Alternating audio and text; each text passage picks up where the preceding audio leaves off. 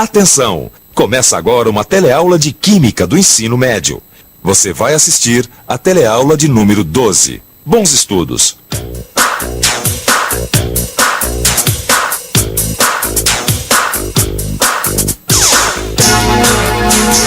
Você conseguiria viver sem oxigênio? Acho que é impossível, né? De jeito nenhum. De forma alguma, né? Não, é claro. Não. Impossível, né? E sendo oxigênio uma coisa assim importante, você tem medo que ele acabe? Sim. Tenho. Tem. Claro. Não adianta ter medo, né? Vai depender das pessoas. Tenho. Porque o homem não tá dando o valor necessário à natureza, né? E cada vez mais está se tornando escasso. E você, com tanto problema de poluição, você tem medo que o oxigênio do ar acabe? Nós já vimos que é impossível viver sem oxigênio. Mas será que o oxigênio pode acabar?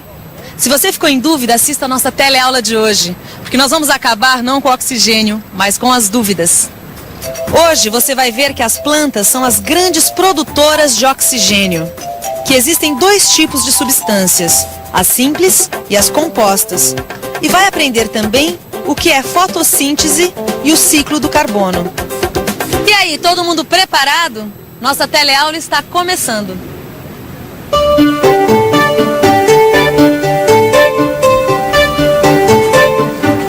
Oi, Zezé. Oi, Clóvis. Nossa, parece transmissão de pensamento. Olha só que legal que eu tava lendo aqui nessa revista sobre plantas. Bom, a gente tá cansado de saber que o nitrogênio está presente no ar e que ele é super importante para a vida. Só que isso não acontece diretamente. Escuta só. Os animais, incluindo o ser humano, não conseguem utilizar o gás nitrogênio diretamente da natureza, porque ele é um gás muito estável, não se combina com nada. Mas o nitrogênio é importante porque se transforma em proteínas. E você sabe quem transforma o nitrogênio em proteínas? Bactérias especializadas transformam o nitrogênio do ar em nitrato. E as plantas usam esse nitrato para produzir proteínas. Zezé, você não perde por esperar. E aprendi muitas coisas nessa visita que eu fiz lá na firma da Ana Rita. Não é só por causa da produção das proteínas que as plantas são importantes, não. Imagine que eu perguntei para Ana Rita qual é a melhor máquina para produzir oxigênio. E sabe o que ela me respondeu? Espera aí que eu já vou te mostrar. Ai, já sei. Aí ela te mostrou uma máquina super sofisticada, cheia de botõezinhos e luzinhas. Foi isso mesmo que eu pensei. Mas aí eu tive uma grande surpresa. Peraí, você me disse que ia me mostrar a melhor máquina de produzir oxigênio e me traz pra cá, pro jardim da empresa? Não tô entendendo. Pois fique sabendo que você está diante da melhor máquina de produzir oxigênio. Claro que máquina é uma maneira de dizer. Mas o fato é que as plantas são os grandes produtores de oxigênio da natureza. Peraí, você está dizendo que esse jardim aqui é a linha de produção de oxigênio da indústria? Não, claro que não, Clóvis. É o seguinte, a empresa produz oxigênio que é vendido em grandes cilindros. Mas nossa linha de produção tira oxigênio do próprio ar. Com as plantas é diferente, elas produzem oxigênio. Por isso que elas são tão importantes. Um dia desses eu vi na televisão uma reportagem que falava justamente sobre o reflorestamento. E tem tudo a ver com o que você acabou de falar. As árvores fornecem a matéria-prima usada na produção do papel e do papelão. Assim, essas indústrias precisam de árvores para fabricar seus produtos. É por isso que elas fazem reflorestamento, ou seja, elas plantam outras árvores no lugar daquelas que são cortadas. Mas não é só por isso. O reflorestamento é importante porque as árvores são produtoras de oxigênio. A devastação das florestas e das matas é uma das maiores ameaças à vida em nosso planeta. O reflorestamento é uma das soluções para esse problema. Quem diria, hein? Quer dizer que essa danadinha aqui é responsável não só pela transformação do nitrogênio em proteína, como também pela produção do oxigênio?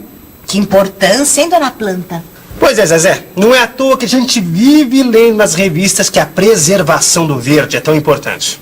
Peraí, Clóvis, pintou uma dúvida.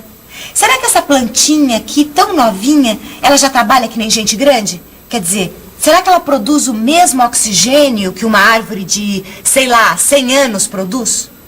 Olha, boa pergunta, Zezé. Será que essa plantinha produz o mesmo oxigênio que é produzido pela floresta amazônica?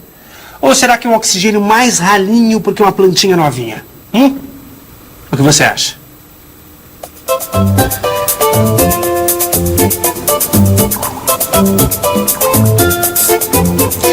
Pode anotar aí. O oxigênio produzido por uma plantinha é igualzinho ao oxigênio produzido nesse aparelho ou pela floresta amazônica. Na verdade, não importa se a planta é velha ou se ela é nova, se é um eucalipto, pinho, goiabeira ou seja lá que árvore for. Todas elas fazem a mesma coisa, transformam gás carbônico em oxigênio. Você escutou muito bem. As plantas transformam gás carbônico em oxigênio. Mas será que dá para transformar uma substância em outra? Vamos ver o que o pessoal por aqui acha disso. Você acha que dá para transformar uma substância em outra? Sim, claro. Não sei, acho que não, né? Depende da substância. Dá. Não sei, né? Depende das substâncias, né? Por exemplo, dá para transformar chumbo em ouro? Não. Chumbo em ouro, não. Não. Não. E aí, dá para transformar uma substância em outra? A resposta é depende. Primeiro, a gente precisa saber que as substâncias se dividem em dois grupos, as substâncias simples e as substâncias compostas. As substâncias simples são aquelas formadas por só um tipo de partículas. Quer ver agora alguns exemplos? Nitrogênio. Ouro, Chumbo. oxigênio e ferro. O chumbo é uma substância simples. Isso quer dizer que ele é formado só por partículas de chumbo. Por isso ele não pode ser transformado em ouro, que também é uma substância simples. Agora, o que será uma substância composta? Ora, substância composta é uma substância formada por mais de um tipo de partículas, como a água. Exatamente, Zezé. Como nós já vimos na outra teleaula, a água é composta por partículas de hidrogênio e partículas de oxigênio. Epa, então eu já entendi tudo. Uma substância composta é uma substância que pode se transformar em outra substância simples. A água, por exemplo, pode se transformar em hidrogênio e oxigênio. Será que é isso mesmo? Vamos pensar um pouco? Vamos pensar um pouco. Muito bem. O chumbo é uma substância simples, porque é formado apenas por partículas de chumbo. É por isso que ele não pode ser transformado em ouro. Para ser ouro, precisa ser formado de partículas de ouro. É isso mesmo. Substâncias simples não podem ser transformadas em outras substâncias simples. O chumbo, por exemplo, não pode ser transformado em ouro. Já as substâncias compostas, como a água, são formadas por dois tipos de partículas, o hidrogênio e o oxigênio. Então já sei, as substâncias compostas podem ser transformadas em substâncias simples. A água, por exemplo, pode ser transformada em hidrogênio e oxigênio. Mas epa, e o gás carbônico? E o que tem o gás carbônico? O que tem é que agora há pouco alguém falou que as plantas transformam o gás carbônico em oxigênio. E se o gás carbônico pode ser transformado numa substância simples como o oxigênio, isso quer dizer que o gás carbônico é uma substância composta. Perfeito, Clóvis. O gás carbônico é uma substância composta, formada por partículas de oxigênio e, claro, partículas de carbono. Você sabe o que é carbono? Claro que sabe, quer ver só? Carbono é o nome científico da grafite, a substância preta que tem na ponta do lápis. Um pedaço de carvão também é formado por partículas de carbono. Prontinho. Tchau, tudo bom? Agora, Clóvis, tem uma coisa que eu não entendi. O que essa plantinha lucra transformando gás carbônico em oxigênio? Pra mim, ela tá no prejuízo, hein? Aí que você se engana. Eu fiz essa mesma pergunta pra Ana Rita e ela explicou tudo certinho.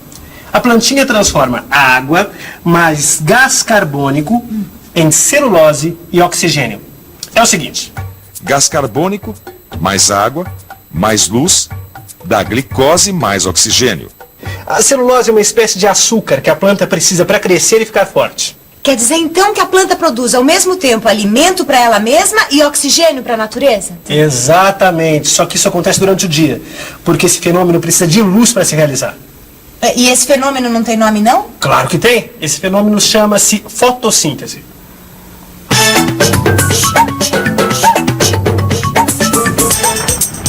Fotossíntese, produção de substâncias orgânicas mediante a fixação de gás carbônico através da radiação solar. Clóvis ficou super empolgado com essa história da fotossíntese. Também não é pra menos. As plantas são super importantes pra vida e merecem ser bem tratadas. Agora ele ficou meio na dúvida, que nem Santo Tomé, querendo ver pra crer.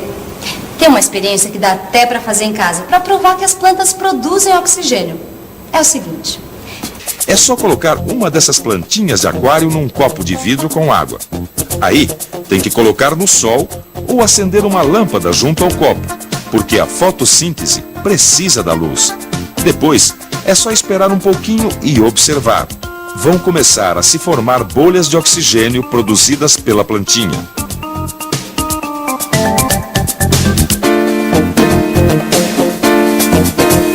Eu juro, Zezé, eu vi com os meus próprios olhos aquelas plantinhas de aquário soltando bolinhas de oxigênio. Agora, você já imaginou quanto oxigênio não produz uma floresta amazônica, por exemplo? Ai, Clóvis, era sobre isso que eu tava pensando. Você já reparou como o Brasil é cheio de verde? Mesmo com toda a devastação, as queimadas. Nossa, o Brasil é um país abençoado por inúmeras matas, florestas. Dá uma olhada, ó. Será que tem uma explicação para tanto verde? Deve ter. Você pode me dizer por que no Brasil tem tanto verde? Tanto verde? Porque tem muitas plantas, né? Porque o Brasil é um país tropical, eu acho. Sol, a claridade. Porque é um país tropical, chove bastante em determinadas regiões. Porque tudo vem na época certa, chuva, sol, tudo, entendeu? Por isso. A grande quantidade de sol e de água são responsáveis pelas nossas florestas e matas.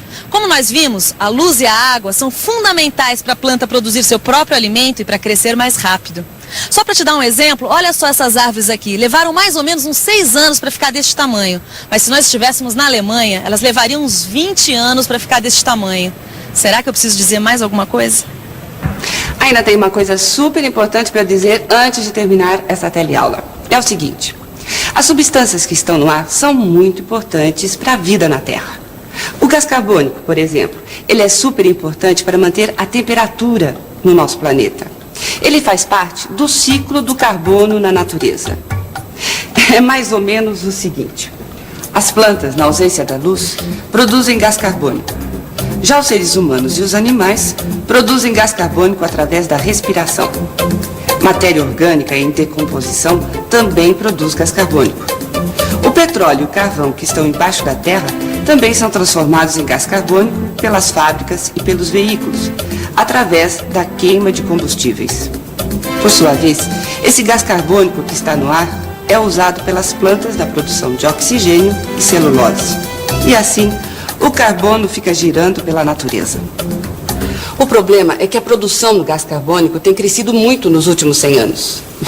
Bom, mas este é um assunto para a próxima teleaula. Agora você fica com a revisão. E atenção, se liga aí que é hora da revisão. Nessa teleaula, você lembrou que as plantas transformam o nitrogênio em proteínas. Aprendeu que existem 2 tipos de substâncias, as simples e as compostas. E viu que só as substâncias compostas podem se transformar em outras substâncias simples. Hoje você ficou sabendo que o gás carbônico é uma substância composta e que as plantas transformam o gás carbônico em oxigênio. Esse processo, que precisa de água e luz, é chamado de fotossíntese. Por último, você ficou conhecendo o ciclo do carbono na natureza. Para o conhecimento, a vontade de aprender é como oxigênio para a vida. É fundamental. Agora é hora de estudar. Falando nisso, tá na hora de eu ir pra escola. Bons estudos pra nós. Tchau. Tchau, Clóvis. Tchau, Zezé. Até amanhã, hein? Até amanhã, às 8, hein? Bola. Tá, obrigada.